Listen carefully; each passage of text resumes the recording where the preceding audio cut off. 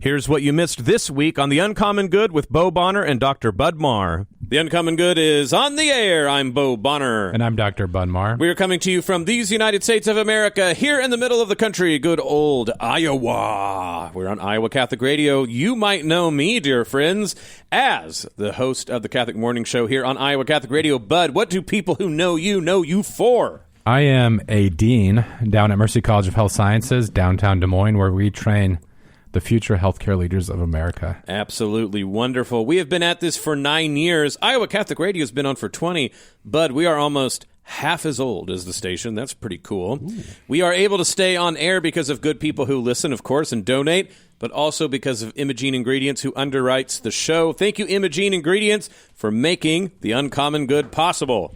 Yeah, I love those Imogene guys. A couple of them are in my small group at church. Wonderful. So I get Imogene flavor on the show and then a second helping midweek. Love those Imogene guys. Yeah. We should come up with a jingle.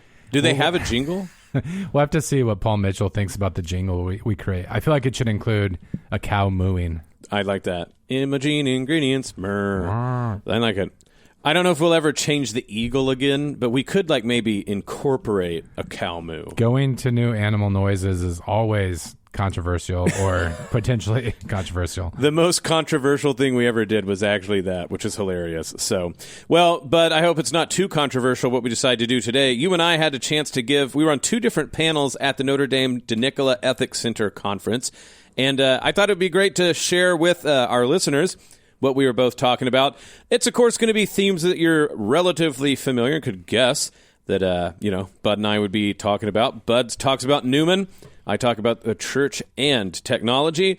But we'll give a little bit of preview, maybe talk about some of the shenanigans that went on. It should be a good time. This is The Uncommon Good. Bo Bonner and Dr. Bud Marr. Stick around. We'll be back right after this. Back with The Uncommon Good. Bo Bonner and Dr. Bud Marr joining you this week. Thank you for listening to the show. So wonderful to have you with us. Thank you, Imogene Ingredients, for underwriting the show.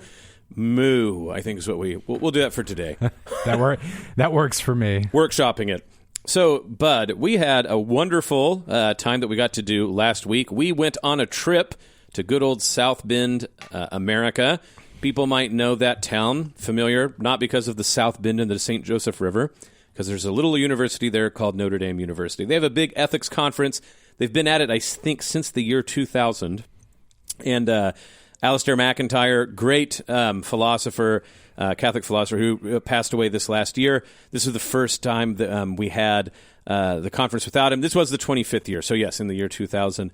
I've been at it a few times. This, I think, is the 5th time that I've got to go and give a talk. So it's a wonderful conference. So many people there. By sheer chance, for instance, Bishop Flores of Brownsville, who was just made the vice president of the USCCB, gave a wonderful plenary talk that he had been slated for a while to give. Just a lot of great people and a lot of great fun. But we got the chance to do different panels this time. The last time we went, we were on the same panel. So to be a gracious person talking first, we can talk about your panel, Bud, because it really does relate to a lot of the things you've been going on in your life. So the actual whole topic of the conference this year was tradition, that which has been passed on to me. I'm messing it up, but the idea is tradition. And so, Bud, it's very obvious. If you're going to talk about tradition and Catholics are going to be involved, St. John Henry Newman is, in fact, going to be one of the things that comes up. So when it comes to your entire panel and then what you talked about, maybe give us a rundown, and then I'll interrogate you. Okay. Well, like you said, the theme of the conference had to do with living tradition, and this is one of those moments on the show where I'm disappointed in myself for not having researched before we started talking. But there was a theologian, I think in the 20th century, who said tradition is not the veneration of ashes. Yaroslav Pelikan. Pelikan did. I know he at least quoted it at some point, but it's, this kind of fire. And I think we've talked about this on the show before, but as Catholics, this line that we're always walking is navigating the sort of the way that we're beholden to the tradition that's been passed down to us. Obviously, we can't take that and just do something completely new, but there's also a way where that can become sort of ossified. And so each generation of Catholics is not looking to say something new, but to say the old thing, perhaps in a new way, if historical circumstances call for it. So I was blessed to be on a panel with some former colleagues. As many listeners know, I used to be the director of the National Institute for Newman Studies in Pittsburgh. And so the panel was made up of myself and then 3 current folks who are there. And we talked about, not surprisingly, St. John Henry Newman. Of course. And it was timely. You mentioned Bishop Flores being elected vice president of the USCCB just prior to the conference. Like for us, November 1st, of course, St. John Henry Newman was named a doctor of the church. And one of his seminal essays was called An Essay on the Development of Christian Doctrine. Theologians and church historians had talked about this idea before Newman, but I think he really crystallized the idea in a powerful way. So you had 4 panelists, which already, that kind of put you at a disadvantage. You know what's funny, but I just, side note to you here on air, the 2 last speaking engagements you've had, I realized both of them were sort of demands for you to say a whole lot in very little space, both in Rome and at Notre Dame. Yeah, I did sneak in a presentation to deacons, or deacons information, and on that day I got like 4.5 hours to speak. Okay. So that was a bit more of a runway. But yeah, in Rome, it was 5 minutes at the Gregorianum. And at the conference, we broke it down into about 13.5 minutes. The moderator for the panel, he joked that it was a conference miracle that we all stayed under our time limit. I'm impressed by that. And, not that you have to necessarily name all the details of everyone, but before we get to yours specifically, what was your whole panel generally about? And what were some of the other things that your co-panelists, like you said, people that you know very well, what were they getting into? Well, Ken Parker, who was my dissertation advisor, he gave really like an overview of Newman's theory of development. I think you're going to be able to find videos online of the presentations. So if you've ever wanted to learn more about what Newman said about this topic, Ken went first, and I think his was a great introduction into Newman and development. Elizabeth Huddleston, who's the research associate there at NENS, she did sort of like, was Newman a modernist? And the church has said no to that question. So modernism, early in the 20th century, there's this concern about sort of the idea of development being taken too far, that theologians who were saying Newman and others have talked about development, and they were calling for sort of like evolutionary changes, like changes in sort of like the substance of the faith. And then finally, I can talk about mine in greater detail, but Chris Cimarelli, who's the director there at NENS, he talked about Newman and catechesis, and he thinks there's some ways that Newman did theology that would be helpful to bring even into catechetical work, even at very young ages. Absolutely. And of course, like I said, all 3 of those people, including you, have been thinking long and hard about all of these processes that involved in Newman's thought and how they play out in the church for a very, very, very, very, very, very long time. But you specifically, I think your role in that panel was precisely to bring maybe some of the more modern debates to bear about if we're going to have development be not a useful phrase, we're not being utilitarian here, but being a coherent one where we start to apply it in sort of reliable ways through different instances. It's going to have to withstand the scrutiny of considering it in modern discussions. And so I think that's what you really brought to the table with some of the stuff you were trying to do.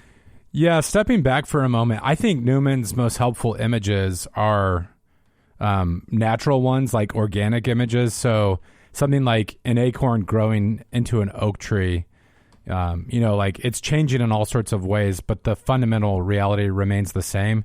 You could also think about like, how is this bearded old man related to Bud as an infant?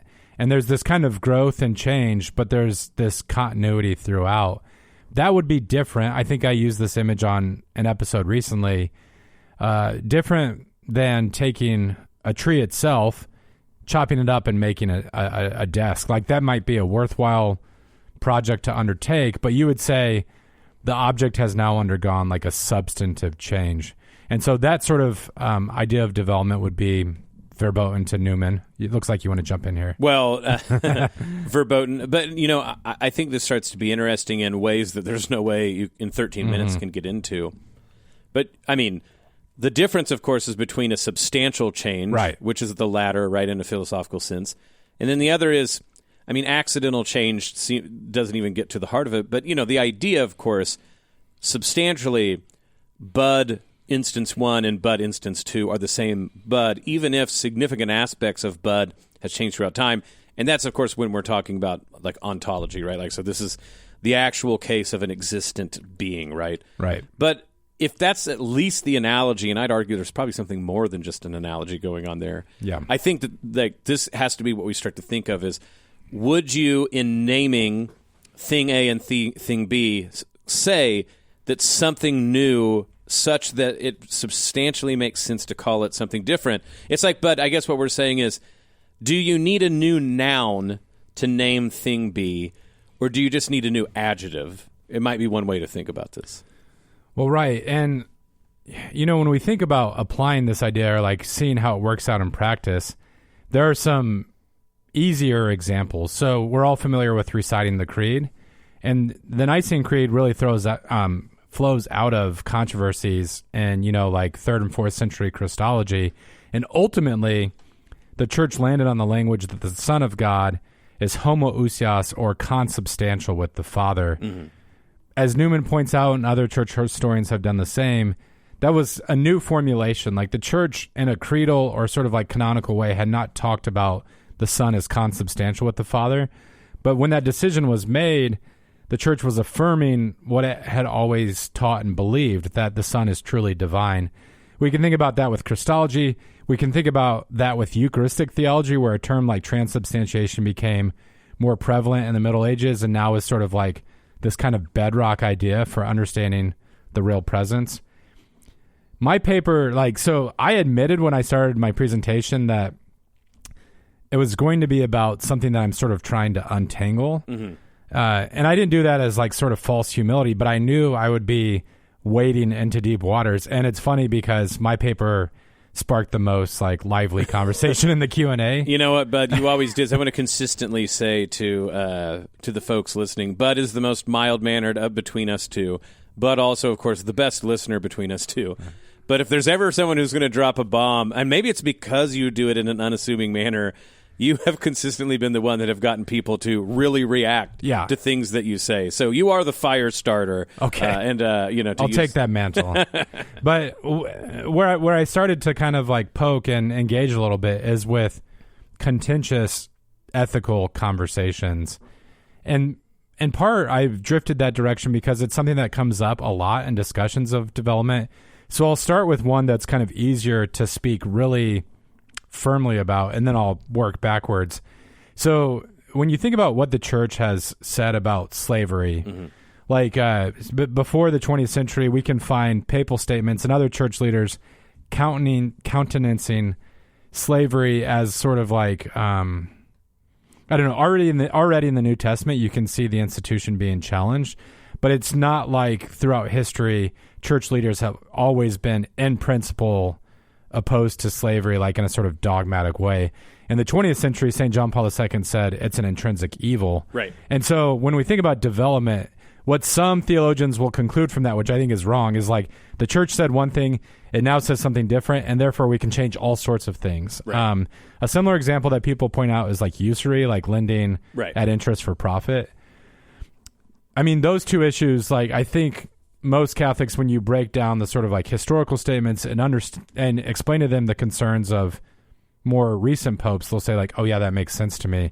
The issue that I brought up, which I think is challenging, is the notion or the practice of capital punishment, or the bum. And so again, it's one topic where you can set, if you just kind of like abstract papal statements from their historical context and you set them side by side, they look like they stand in conflict. So Pius XII said, if someone murders another in cold blood, he sort of forfeits his right to life, so that it's not a violation of the dignity of that person to use capital punishment in certain circumstances. And he talked about an expiatory character to capital punishment in certain cases. Starting with John Paul II, and especially with Francis, the church has been much more actively opposed to the practice. I do think it's very much related to how it functions in modern societies. But they sort of talked about, in a day and age where we can protect society by imprisoning murderers for life, like there's no longer the need for this recourse to the death penalty. And what I said in my paper was like, I can understand what they're doing with development there at some level. I think you remember taking math quizzes in high school, and the teacher would say, show your work. Yeah. I feel like this is one area where the church could show its work more clearly in the sense of, so when John Paul II and Francis both treated the topic, they really they placed an emphasis on this prudential question of protecting society and the members of society. I think addressing, so they could, I think church leaders could say, here's what's been said in the past and why.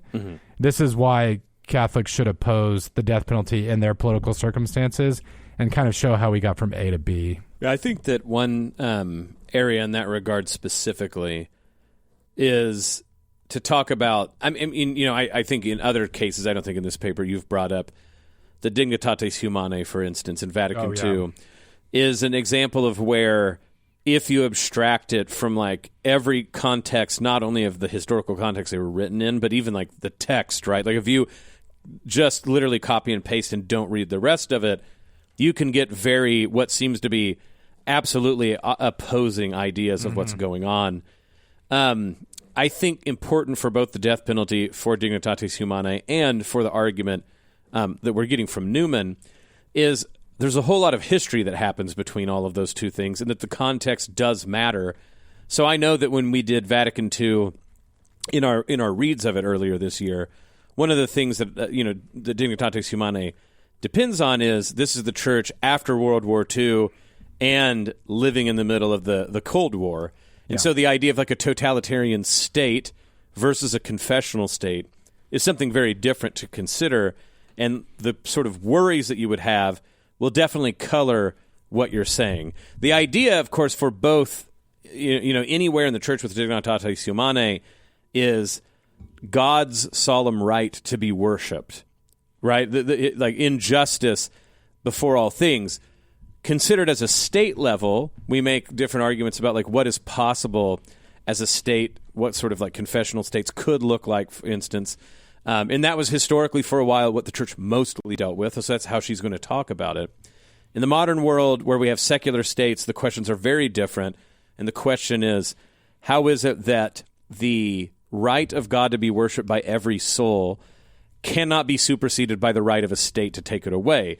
But it's actually the same argument. Yeah. It just might not seem like it. And in a similar way, I think the death penalty, like you said, the church could show her work on this a lot more. Because, even, when you get to the expiatory, element of the death penalty, God enacted that. Like, we die in an expiatory manner, and God has the right to do that. If the question comes down, can the state, in certain circumstances, be, as it were, the extension of that? Funny enough, St. Paul says it's like actually the non-Christian states that often do that. The question is, what is right and best for humans to do? And again, I think totalitarian nation states has a lot to color for why John Paul II and Pope Francis both talk about it in maybe what can be considered a quote-unquote new way. Well, one thing that Ken said that I think is really helpful, if you have like a takeaway from this episode, is that when we think about development of doctrine, as Newman talked about it, it's not this kind of formula where you can plug in, here's my question, plus circumstances equals this outcome. It's really something that the church is always thinking about retrospectively. And that's the case because we believe in faith and reason. So the church, again, is addressing new questions in later times. It's sometimes addressing challenges to old statements. And when it does so, as Catholics, we don't believe like, oh, the church said it, that sort of settles it. I don't have to think about it anymore. Of course, like theologians and others are going to test the limits and apply these different doctrines. When Newman wrote his essay, he called the idea of development a hypothesis to account for a difficulty.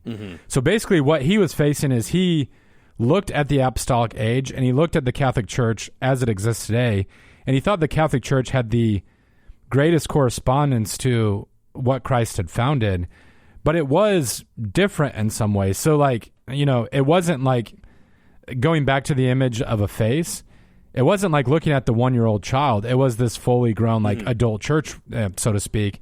And so Newman had this hypothesis to account for a difficulty. He thought it would be sort of fideistic or just like driving his head into the sand to say like, well, it really is actually the same. Right. No, like these devotions arose later. There were new formulations of doctrine. And so as Catholics, we're always going about this. And that's where my paper, like, I don't know if listeners heard this as clearly as I intended it to, but it was also sort of pressing us like, in history, the celebration of the search has not been for discontinuity. Right. Like as human beings, it's easy to fall into discontinuity because things change. Yes. But it's this search for a thread of continuity. Absolutely. And that's why, like, when this more recent, like, statement in the Catechism takes place, we're saying, like, how does this fit into the larger past that we're familiar with? And this gets into, like, people maybe like David Bentley Hart who are trying to say, like, oh, you guys are just sort of, like, reverse proof texting to make yourself feel better or whatever. But we go, no, this is actually, like, not only the presumption in faith, but that, like, that is exactly what is actually sort of miraculous, is this ability to say, like, how do we make sense of this in the larger tradition that's been handed on? And, but I think that this is important for people to realize that when we talk about context and things like this, it's not the church, like, saying endless perspectivalism or relativism in the sort of bald-faced way. But, I mean, this goes into, like, all of ethics. So ethical casuistry, right? So that's been around since the Middle Ages, if not before. The idea is that, of course, the ethical principles do not change, and there's things that are intrinsically evil. What's being asked is if there's mitigating circumstances about culpability. That's what casuistry gets into. And so, yes, I guess if you want to be like Martin Luther, you can say that this is just like Jesuiticalism, right? Like trying to make sense of something that isn't actually sensical. But it seems to me what makes much more sense is to say we're humans and we realize there are unchanging principles, but circumstances can often mitigate people's capability of knowing the principles and acting upon them. And this is baked into Catholicism because we have, venial sin and mortal sin. Thank you for the very obvious word. So in a similar way, I think this is what Newman is trying to say, is that we know there's continuity. In fact, not in faith we hold continuity, and then even just by reason, there's a lot of continuity for a 2,000-year-old organization. Yeah. What we're saying, and this is where I like how he talks about difficulties. Yes, there are things that look like, on maybe the face of it, it's not an easy 1-to-1, like you're passing down the fact that 2 + 2 always equals 4.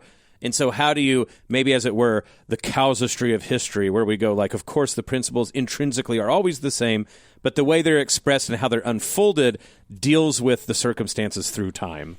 Yeah, and this whole conversation, it's worth pointing out, like, it's great that the Catholic Church sets aside time for those who think about these things regularly, to test ideas and to have this kind of discourse and debate.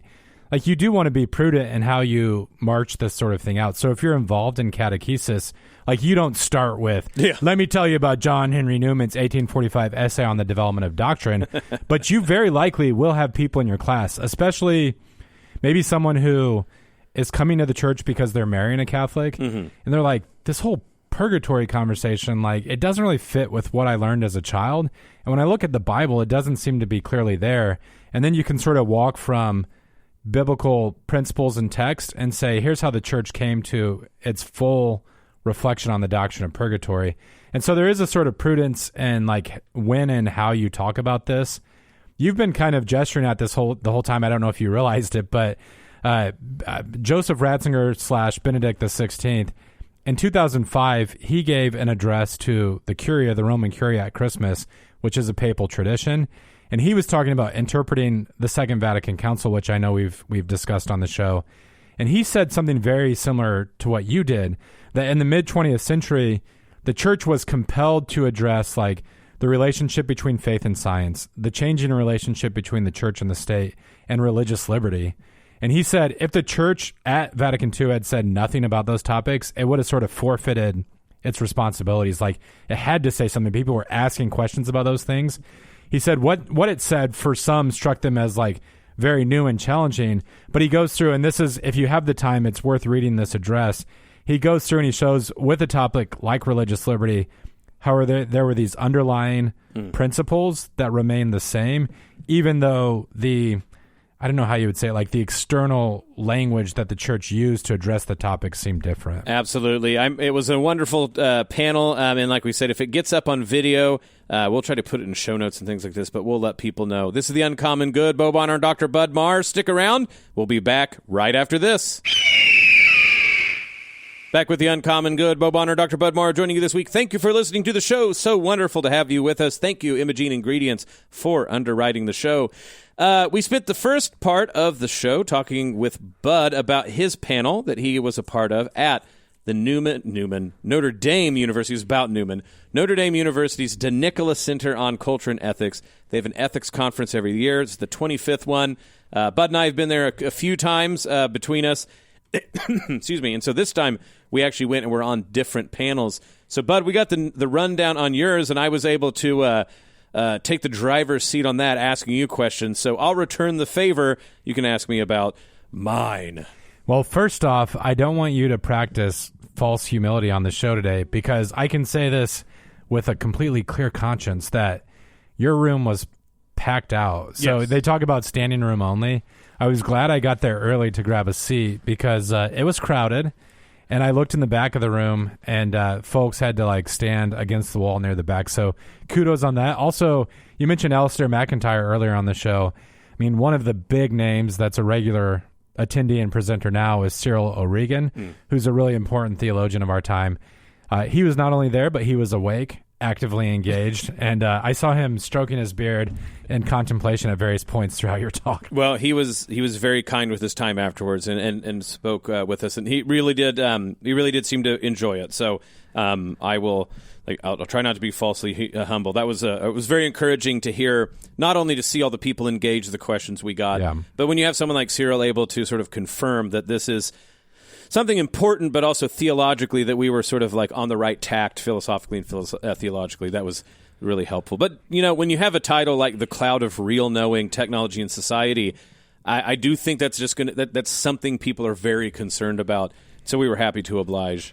Yeah, one thing that nerds at conferences like to talk about is how amazing papers come together. But I think in the case of this panel, it wasn't special pleading.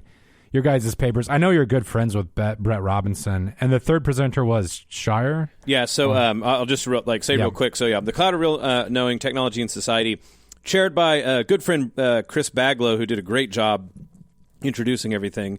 And so Brett Robinson and I. Brett's been on the show multiple times. All three of us worked together with the Church Communication Ecology program. He is big into communications, McClue, technology, and all these things like this. So my title was Two Modes by Which Catholic Tradition Engages Digital Modernity. Brett's was The Fate of the World, Tradition, Technology, and the Making of Modern Communication. And then this was, Walter Shirer. He's Notre Dame as well. He's an engineering in the Department of Computer Science and Engineering. So it's pretty cool that we had two maybe a hippie humanities dorks, but then we had a hard science guy, cultural heritage on not losing the traditions of the past to the virtual reality of the future. And Brett and I kind of, in some ways, have talked relatively about these topics together before, but Walter leading out really was a great way to introduce a lot of what we were bringing up. Yeah, and that's where I thought they did thread together pretty amazingly. Walter, he addressed, I feel the sort of infrastructure of AI, and especially you mentioned that phrase, cultural heritage. He's talked about the push in recent years to kind of preserve realities through in a digital space. So as opposed to maybe someone visiting a cathedral, you could experience it virtually. Mm-hmm. Now, when I was at the Newman Institute in Pittsburgh, we were doing something about this. Something like that, and I believe it has its place. But I think Walter really did a great job of showing what could be lost in that endeavor. And then to end the panel, Brett really gave just it was a tour de force of sort of the philosophical underpinnings of this whole conversation. You've kind of described your own vocation as being a horsefly, right. Properly kind of nagging people to consider the great questions. And I felt your talk did a lot of that. It was this kind of visceral challenge. So you took the concepts that the other two talked about, but then sort of place them in people's everyday experience. Well, I hope so. I appreciate that. And, Walter did this amazing job of showing how a sort of cultural reality a lot of us see all the time, right? Which is like the digital replication of historical artifacts, cultural heritage, which seems like on its surface something like, why would you complain about it at all, you nerds? What's the problem? And really sort of got into like even the geopolitics of how this is a lot more complicated than we think, and that there's this weird reality where if you upload all of the world's cultural heritage sites, people like begin to not think they need to go see things. I mean, we've already had this, right? How many times have we seen the picture online where like it's the Mona Lisa and almost no one's looking at it but filming it, And I think that this is becoming more and more replicated in all sorts of places.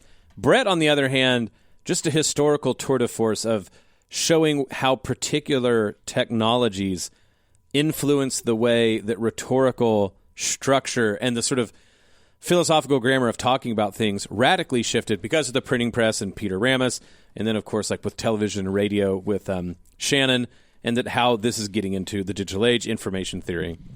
One of the things that I hope to do is it was my dear hope to sort of give a hat tip to Alistair McIntyre, because we were talking about tradition, and it made sense, right, that like the year he died, he was sort of a philosopher about like how do rival traditions interact and overcome each other. And so that was what I've really been thinking about, Bud, is if digital modernity, and I want to point out that there are different modernities, right? Print modernity. So like, and you're a historical theologian, so you know the sort of historical methodology better. When people talk about early modern period, they really are talking, whether they mean this or not, the era that really comes after the printing press. Yeah. Right? So like the pre-industrial mechanical societies. And then modernity, wouldn't we say that is sort of like the industrial era into the electric age, right? Where we get telegrams, where we get radio and get TV. And so my argument is that we are in a sort of third phase of modernity. People talk about like post-modernity and all these things like this. But my argument is actually we're in the modernity that's shaped by digital communication technology. And so if that's a tradition, right? If like the current tradition that is dominant is the modernity that is shaped by the digital being king, the question starts to be, what should Catholic tradition do? And how should it stand up and engage digital modernity? And I think there are, of course, like great stabs that were starting to be made, but I am sometimes worried that we're ceding too much of the field to the rival tradition. Man, I'm almost hesitant to say this idea on air because as you were talking, an idea came to mind, and I think this might be sellable. Maybe someone's already done it, but there's so many different church history books that have been written. I wonder if anyone's done a breakdown of the eras based on these massive technological shifts. Well, I think that there's a way in which there are people who I think have done it like occasionally, meaning like at least in each of those eras. Yeah. They've started to do that. And I think that like the man who should do this is Brett Robinson. Right. In a sort of, but like the man's plural that can do this is Brett Robinson with historical theologian Bud Marr, who can also start to talk about this. But the point being, right, is that there is a lot of the theological arguments that match these big shifts, and that's what we're starting to talk about. You could do the era of like oral tradition going into like the scribal era. The scribal era. And then the printing press, you mentioned it, Industrial Revolution, and then shift to the digital age. I guess with that last one, Brett's talk was amazing, and it's difficult to even think about summarizing that in a way that you could do justice to it. Folks should really definitely go find that recording. But one thing that he covered, which I think we've touched on the show before, but I don't know if we've done it as in-depth as Brett has. So many Catholics who think about digital technologies, especially parents, their mind jumps to the threats. Mm-hmm. It's only natural. Like we see our kids running around with phones. We know about the things that they have access to, how it sometimes distracts them. But Brett did get into the virtues of digital technologies, or at the very least, how it has sparked certain trends that most Catholics would be fine with or support. Like descriptively, how have digital technologies impacted the way that we communicate and sort of like sparked some kind of like new ventures in the church. Well, the supremacy of memory, and then one thing I get into, which is retrieval, like the idea that retrieval is important. So, Bud, like, talking about why I think Newman is having his time in the sun. Of course, I think it's like by the sheer merits of everything that he's talked about. But it's certainly the case that in a digital age where memory becomes so important, you have this theologian come along who talks about development, and what he wants to say is like, in a way, what Newman is asking is, how do we remember well? And now we have this vast array, right, this digital array that can almost with perfect memory remember everything, even wrong things, but everything. But, by the way, real quick, in America... let me put it anywhere, as long as you have the internet and you're English speaking. Where can you read Newman's works? All online. Yeah, all online. And what I think what I would love to see is, I'm guessing that there is a predominance of people that approach Newman online, and that starts to be very interesting to think that the essay on development is primarily accessed in a digital archive. And so to make that argument, of course, is to say. So Brett gives even more church. When people ask, like, how on earth are all these young people wanting to go to Latin Mass? Or I would even say, why is it that it was really with Benedict XVI that we got this sort of pursuit of organic development of the liturgy, right? Even the idea of organic development, funny enough, I think is possible because of the digital. Now, I'm not, of course, Benedict XVI and everything, of course, he was thinking of these things a long time ago. But I really think it caught fire precisely by a group of people that were like, oh, instead of the fantasy projections of like sort of the electric age of radio and television, we have a memory hunger, right? We want to know what things were like in the past. And so even before we had the internet per se, even something like CD-ROMs, which of course I always feel like an ancient dinosaur telling my kids about how interesting it was that CD-ROMs contained so much more information and were searchable in ways that books weren't. But I really do think that like that starts to show the benefit that Brett showed, and that I think, like I've given papers on this, we've all talked about this, is the digital is a way of thinking that in some ways every monk wished they had. But there's, of course, comes great dangers with all of that. Well, I have two ideas building off that, and feel free to poke holes in these. But first off, do you think it's fair to say that, so especially with the television age, or like you were talking about like electric technologies, American culture kind of fell into this fetishization of the new. Correct. Like the new product, that's kind of consumer culture. And sometimes like soda companies and others, certainly appliances, they'll march out something that's just slightly new because Americans want something new. In that era. Yeah. With digital technologies and this like this new emphasis on retrieval, there's this search for an authentic past. And I want to know the past in a profound way. And I can only do so by going back to something... I don't know if you'd say original, but that, like previous generations really cherished and treasured. And what's interesting about that, right, is like the loop we seem to be in where, on one hand, it's because everybody that lived in the 80s and 90s are adults now and can buy things. Yeah. But it's this dual action, Bud, that on one hand, we have the technology to go see things as preserved as possible. But guess what was happening in the 70s through the 90s? We broadcast everything. So now all of that television can be repurposed as archive. Yeah. And so that starts to be what's interesting is, and I mean, I've seen multiple videos about this where people like imagine that something from their childhood was amazing. And then when you go back and see it, it's like, it doesn't hold up quite, right? But that's the power, right, of knowing that, like, when it was the 80s, these things were broadcast and they seemed more fantastic than they were. And now it's not even that their content matters, it's that it's there, right? We could go back and look at it. And so I think that starts to be something that Brett was getting at, but I do think this starts to get into the heart of like what my paper eventually was about too. Yeah, and then secondly, a new angle on a topic that we've discussed previously. So you and Brett both do a great job of showing how young people going back to the traditional Latin Mass, why that would have arisen in this cultural soil. And I think, the genealogical work that you guys do is spot on. I'm going to preface this next comment. We've always been careful on the show not to pit like new Mass versus old Mass or to turn this into a liturgy war. But do you think it's fair to say that with the older form of the Mass, so as it was celebrated pre 1970, it almost has this kind of like real life hyperlinks. And what I mean by that is that the liturgy, both in its old and new form, but I think maybe in a heightened way in the older form, there are these rubrics or rituals that when you first encounter them, you think, oh, that's sort of adiaphora. It's there. There's probably a reason why the priest does that, but like we don't really give it a second thought.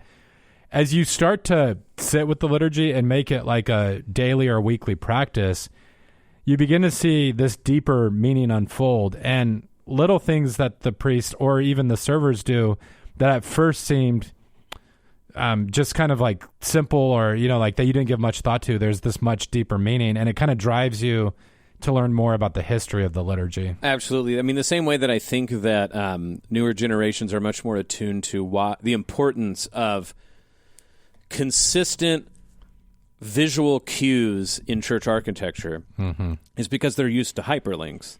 And so they're used to looking at like a visual field and thinking like, well, that's important enough that if I pointed at it, some new information will be linked into my present reality. And if you don't know what I'm talking about, you're probably not a digital native, but I'm guessing everyone who's a digital native knows exactly what I'm talking about. Yeah. That you've been trained since nearly birth for some of these 20-year-olds to look at something and think about what is afforded to me to click and go somewhere else. But that's what old church architecture is. Yeah. Here's a cross. Here's stories in stained glass windows. Here's symbols. Here's color. Okay. Similar way, what's interesting, right, and this is a whole McLuhan theory that he gets from Gestalt theory, and I've talked about it a lot, so I'm just saying it again, that the same figure, meaning like a content that is the same, if you change the ground, like shift the ground, if you change the context, it can literally, the figure, the content can literally not change in any way, but if it's set in a different context, it can mean something completely different. And so the form of the Mass before 1970, the figure, excuse me, I keep saying the wrong thing. The figure of the Mass before 1970 has not changed. What I want to argue is it says almost something completely different to people who hear it now, because the context has both changed to the digital and also because the circumstances are so different. And so when you think about that, right, this is what gets interesting about your hypertext point. The Novus Ordo, so-called, so the Mass of 1970 of Paul the Sixth, was very much made with television in mind. Now, what I don't mean is necessarily what they set down as like, let's make this a television script. What I'm saying is what they did was they lived in a world where broadcast was sort of the way in which you imagined any product. And I don't want to get completely into it, but if you think about the Mass that we have now, the one since 1970, it has a lot of elements of broadcast television, about like how it's organized, about like who's important and what and where and why. You know that like weird time in the new Mass where like we're like, oh, what's happening right now? It's kind of commercial breaks. I mean, I don't think that's accidental. Yeah. But the one that I think is most interesting is, like you said, the Mass before 1962 was made much earlier and very textually driven. It was made in the circumstance to respond to the Reformation with the new idea that the printing press could make the text infinitely copied and being able to be sent everywhere. And so it has tons of textual, self-referential nature that would come about in a text print-dominant world, but now put in the new ground, the new context of the digital, those seem like hyperlinks. And I think that this like what was done for a different reason in a different communications milieu, in a different medium, now takes on a very different statement, and it gets in that memory, right? The fact that if you can, as it were, click on different parts of the Mass and retrieve different parts of the tradition, I think that's why we're having the debate that we're having, is what I'm saying. Well, I think that's where we can begin to bridge my panel with yours. What you just did there, I love those kind of conversations, and it's seeking to understand history better so that we can sort of appreciate what we've been handed and then, handed on down to the next generation. I contrast that. One of my least favorite ways that I've heard people talk about church history is sometimes this sort of like, it's almost like a materialistic explanation of why we do what we do. So two prominent examples, I know we're a little short on time here. One is like when we roll around to Lent and we say like, why do Catholics not eat meat during Lent? And, the fish industry. The fish industry. Like they had excess fish to sell. Or I love whatever. how powerful the fish industry is in that story. But I've heard another one. I don't know if you've heard this one before, but like altar rails. Yes. Like someone There's during chickens. CCD, they said, well, animals would sometimes sneak into the church, and so as a way to keep them That's like from something the that happened once, and we have to hear about it every So week it kind of now. reductively takes the treasures that we've been given, and it gives like a quotidian explanation for all that we do. Now, in some cases, there might be, like in the deep mist of historical past, like some semblance of a story like that. But, you know, of course, like you think about altar rails, whatever practical purposes they serve, in the liturgy, they make an important, they communicate something important about sacred space. And if you look at the history of that, and then you dive into what Scripture says about all this and think about the relationship between temple worship and what we do today, like there's a much richer conversation to be had there. Yeah, well, and like a rich conversation that's like, it's wrong of me to even mention. Like, I think that the opposing genetic understandings of history, like things, like must follow out of the next thing, as opposed to genealogical ones, that there's family resemblances throughout time that keep coming up. Both of those very loaded words, especially to academics. I'm being dumb even mentioning them, but here you go. You know, but it's funny that like one of the most... Brett and I both talked about McLuhan's tetrad, and like we just run out of time. The thing is like we'll point out to people when this comes up, but that word retrieval, how do we retrieve the tradition?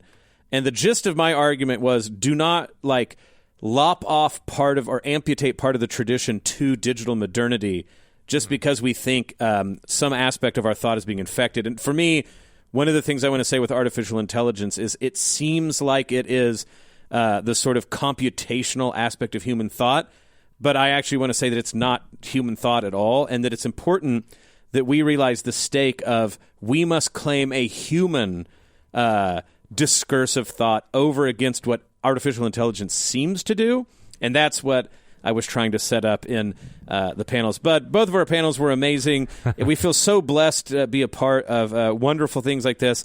I guess what we want to throw out to the listeners is...